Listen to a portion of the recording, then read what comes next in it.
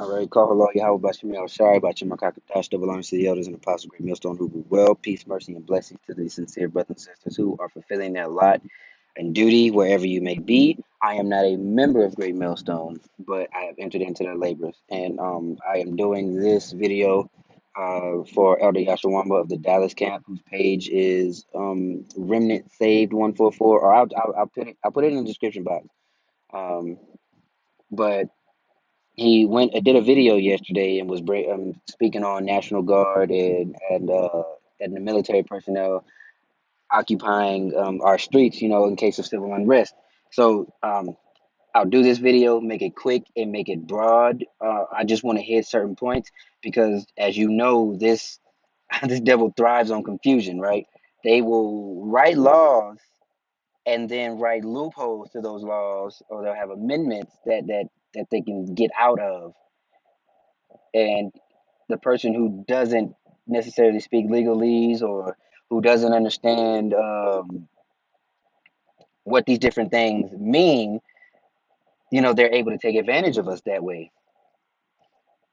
So, without further ado, let's go into it. This is the Posse Comitatus Act, um, and basically it prohibits military members under federal jurisdiction to act in a law enforcement capacity. So you will not see federal troops on the streets. Who you see are guard members that are under. Every state has a guard, and well, there's usually guard units in a couple of cities in each state, but that's neither here nor there.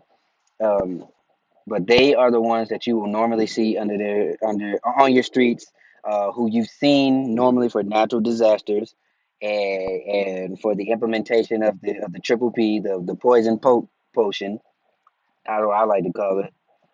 That's who you normally see. So this is really just going to be a barometer, so brothers can see, like, okay, this is the guard. But if you ever hear anything on the news about federal troops, now you need to be really, you should always be walking circumspect, but now you really need to be having a keen eye on things that are going on, because as the scriptures say, like, it'll tarry, but wait, when it come, it won't tarry. And I'm roughly paraphrasing that. So that is posse comitatus. Now the difference, as I was saying, federal troops and guard troops are the titles, and that's why I didn't want to go too deep into it. So we'll touch on two titles, and that's it. So Title 32 is the U.S. Code for Homeland Defense. That is your full time. That's your National Guard. That's what they fall under.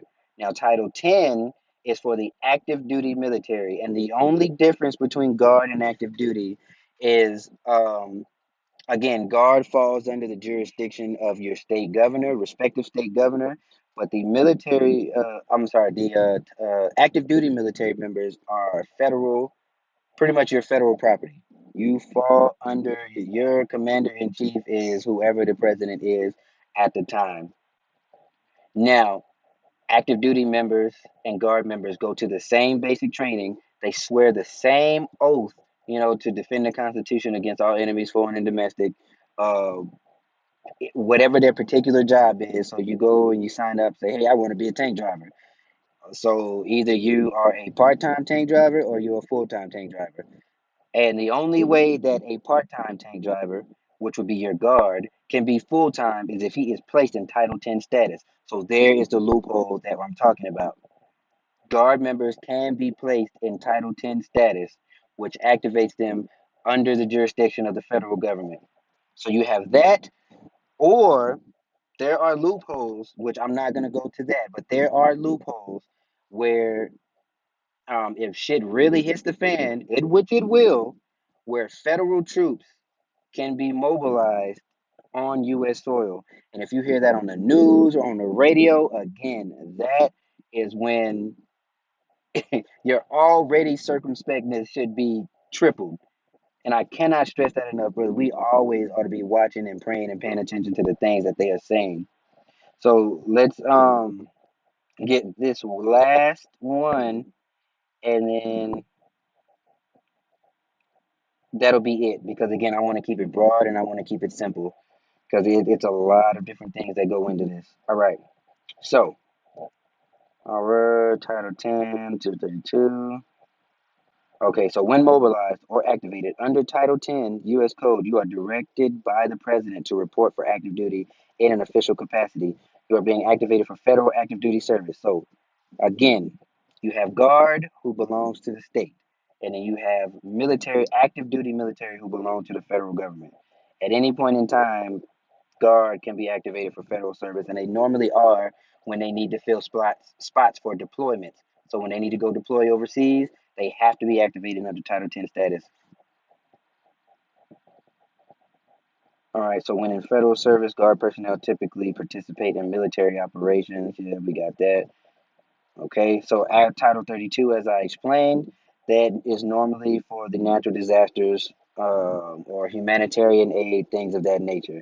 So basically, the point I want to drive, if you see um, on the news or anything like that that it's not the National Guard, that it is the federal United States Air Force or United States Army, and it doesn't have guard or anything on there like that, that's when you know we are in the fourth quarter with 30 seconds. Right now, this is me speaking as a man. We're in the fourth quarter with 2 minutes. But in order for the federal troops to be deployed on U.S. soil and do whatever it is they need to do, that's when we know, all right, it's time to go. Damn near time to go. But at the same time, I think the famine of the word will have already kicked off, and nobody's gonna know. You probably won't even be able to communicate.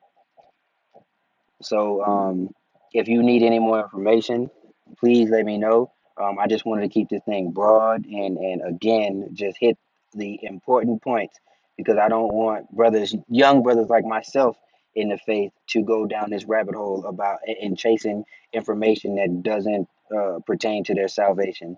But I hope and I pray that this was edifying. Again, use it how you see fit, cut it, snip it, use the things that, take out the spit out the bones, eat the meat. So, shalom.